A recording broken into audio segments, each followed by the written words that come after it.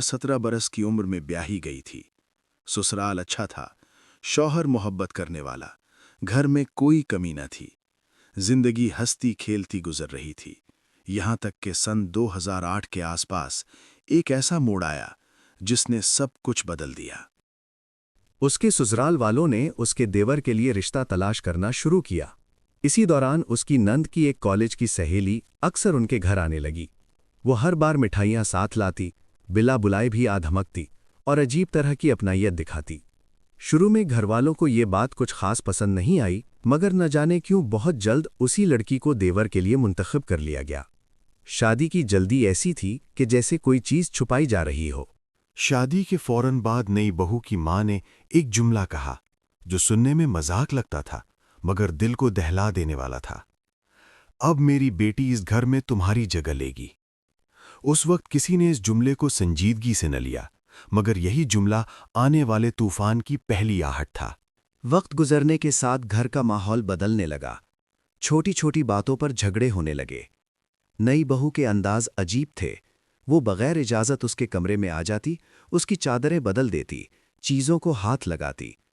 सास और नंद अक्सर उसका मुवाजना बड़ी बहू से करतीं, जिसने उसके दिल में शदीद हसद और नफरत को जन्म दिया।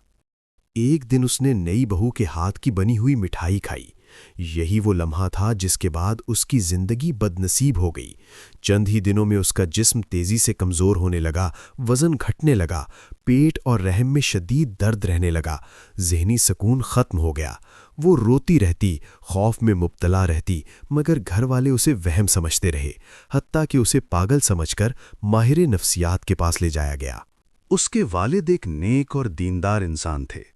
जब उन्होंने सूरह बकरा की तिलावत शुरू की तो उसकी हालत मजीद बिगड़ने लगी। इस मौके पर शक यकीन में बदल गया।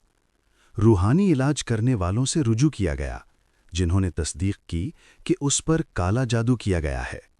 ख़ास तौर पर बताया गया कि जादू नापाक चीज़ के ज़रिए किया गया, इसीलिए उसके रहम में शदीद तकलीफ़ रहती है। नई बहू का रवैया अब खुल्लम खुला खतरनाक हो चुका था। एक बार वो उस पर चाकू लेकर झपट पड़ी। घर के इर्द गिर्द काली बिल्लियां दिखाई देने लगीं। सहन और कमरों में अजीब मिट्टी के ढेर मिलने लगे। उसके कमरे से तावीज़ बरामद हुए जो दीवारों, बिस्तर और सामान में छुपाए गए थे। कुछ अरसे के लिए उसे इस्लामाबाद मुंतकिल किया गया, मगर जादू का असर वहां भी खत्म न हुआ। एक दिन सीढ़ियों से उतरते हुए नई बहू का टकराना ही उसके लिए क़यामत बन गया और उसका हमल ज़ाया हो गया। जो शौहर कभी उसकी ढाल था, वो भी बदल गया। मोहब्बत नफरत में बदल गई और सिर्फ एक हफ्ते के अंदर 2017 में उसे तलाक दे दी गई। उससे उसकी बेटी भी छीन ली गई। वो तन्हा रह गई, टूटी हुई, बिखरी हुई। इसी साल नई बहू भी दुनिया से चली गई। कहा जाता है कि वो नफ्सियाती दवाओं के रिएक्शन से मरी, और अफसोस की बात यह कि उसके पास अपना कोई भी ना था। कहानी के इख्तिताम पर वो एक ही पैगाम देती है: काला जादू इंसान की जिंदगी, घर, रिश्ते